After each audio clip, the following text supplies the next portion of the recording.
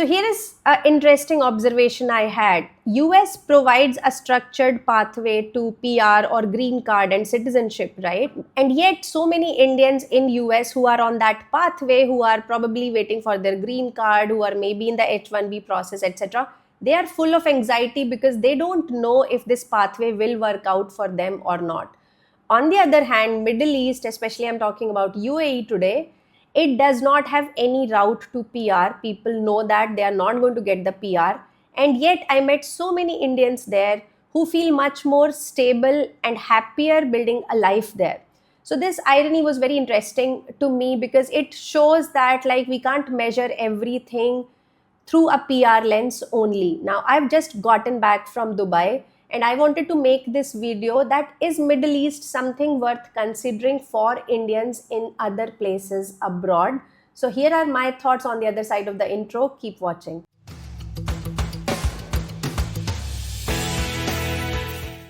Hey guys, this is Nishtha. Welcome to Scholar Strategy and 24 North Star. So I've just gotten back from Dubai, and it's a coincidence that recently I heard of at least two Indian students who could not get their H1B picked up in the lottery, and they have exhausted their 3 years on OPT.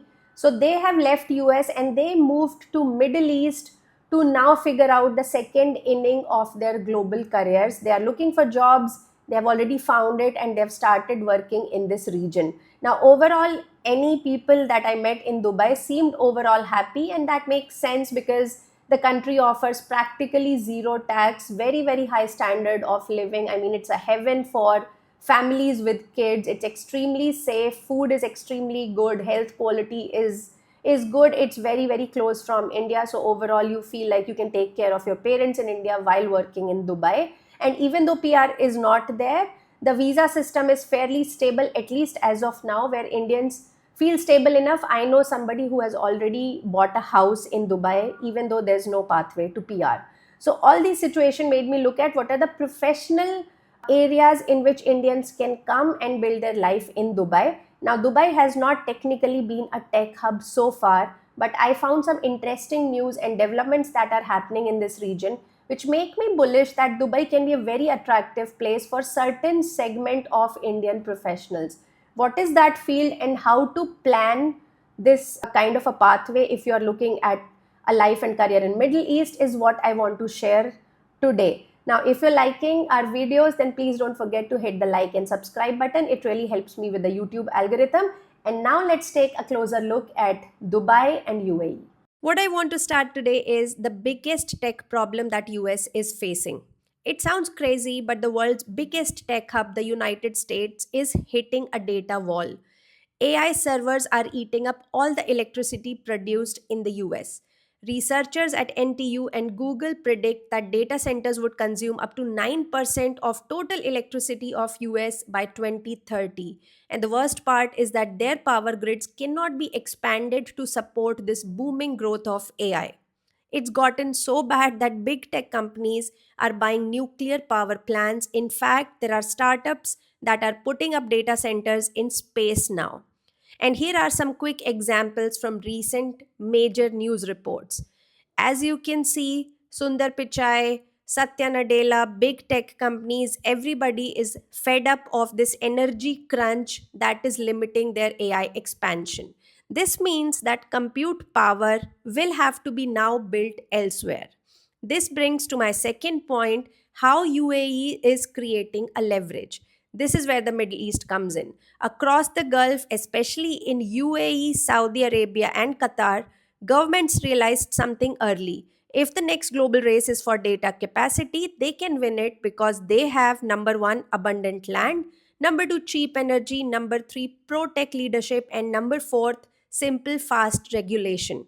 Dubai, especially, is positioning itself as the data capital of the desert. They have made electricity supply stable and affordable thanks to their huge solar investments. And because these countries own the land, they can dedicate large zones exclusively for digital infrastructure. Okay, now let's talk specifics about what UAE is doing for it. The UAE is not just talking tech, it's building it. There is a news report that Khazna Data Centers, which is backed by Mubadala, is spending $2 billion to triple its capacity by 2026. Equinix, which is the American giant, already runs two hyperscale centers in Dubai and Abu Dhabi and plans more by 2027. Microsoft Azure opened its UAE cloud region in 2019 and it keeps expanding. Google Cloud launched its first Middle East data center in Doha and hinted Abu Dhabi is next. And new AI cities like G42's partnership with Cerebras Systems will host AI specific compute farms right here in the Gulf. All this means thousands of new roles will prop up in cloud engineering, network design, data center operations, AI deployment, and cyber security. One can say that it's becoming the new hardware backbone for global digital services. This brings me to the last part and most important part of this video, which is how Indian techies can benefit from this. If your job touches data, be it cloud architecture, ML ops, data science, DevOps, or even backend engineering, this should interest you. If you follow a strategic plan, you can tap into this opportunity. So, if you want to tap into Dubai, I would look at target roles which would be in high demand areas like cloud engineering, data center operations, AI infrastructure, DevOps, and cyber security. Some of the top employers to look at would be Khazna Data Center, Equinix, G42, Microsoft, Google, big tech companies, and other major AI startups. Then you have to check out the visa options, and this is where Dubai has a clear advantage. Of course, there's an employment visa which is tied up to your employer, and this can be processed pretty quickly as well. But Dubai also offers something known as a golden visa for highly skilled professionals. This is valid for 10 years of residency and family sponsorship. This means long term residency without employer dependency. And if you have ever been on H1B, you know how valuable that is. And once you're convinced about the opportunities in Middle East, you can use LinkedIn, Gulf Talent, and individual company career pages to find openings in this region. And if you're serious about it, I highly recommend starting to build a network in this region. You can attend tech conferences, webinars, or meetups in Dubai to build those sort of connections that can refer you for these jobs later on. You can, of course, apply for jobs directly as well. I would consider short term visits using the visa on arrival option to attend interviews or networking events.